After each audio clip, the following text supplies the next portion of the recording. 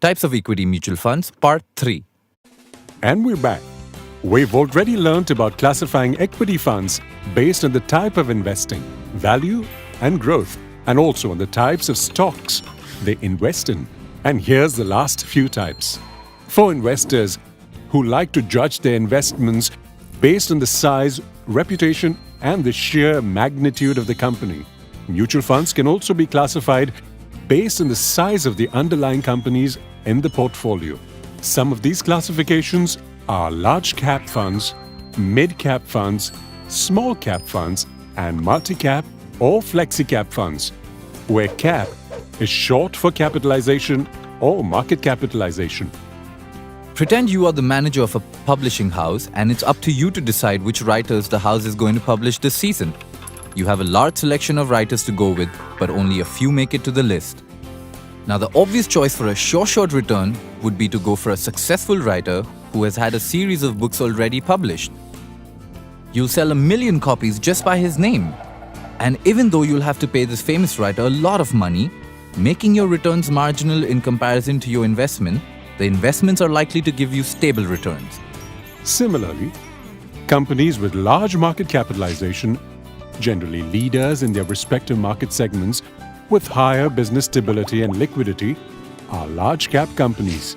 Equity funds that invest in these large cap stocks are known as large cap funds. Back to the example.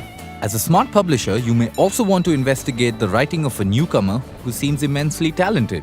Now, he may not have the backing of a reputed writer, but remember, he's also not going to cost you as much as a reputed writer. This gives you the opportunity to invest in his writing at a low cost and earn large returns on his publications in case of a hit. That's right. Companies with lower market capitalization, generally new to the business environment and still establishing themselves, are mid or small cap companies. They are relatively more risky and low on liquidity, but may have the potential to grow big. Smart investment managers are always on the lookout for small companies like this, which have the potential to be tomorrow's market leaders. And by picking up the stocks of these companies, they can help realize the true value of your investments when the companies do grow. Equity funds that invest in small or mid-cap stocks are known as small or mid-cap funds.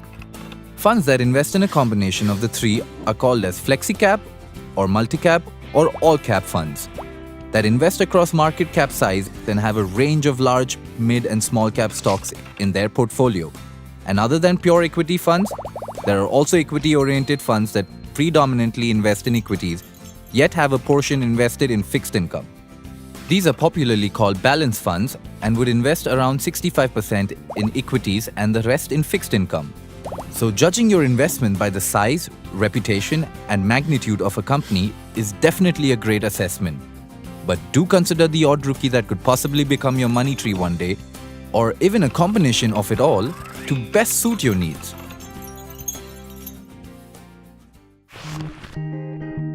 We hope you've enjoyed watching this video. Watch more and we'll help you learn about different investing concepts. You can also write to us with your feedback at editor@templeton.com. Mutual fund investments are subject to market risks. Read all scheme-related documents carefully.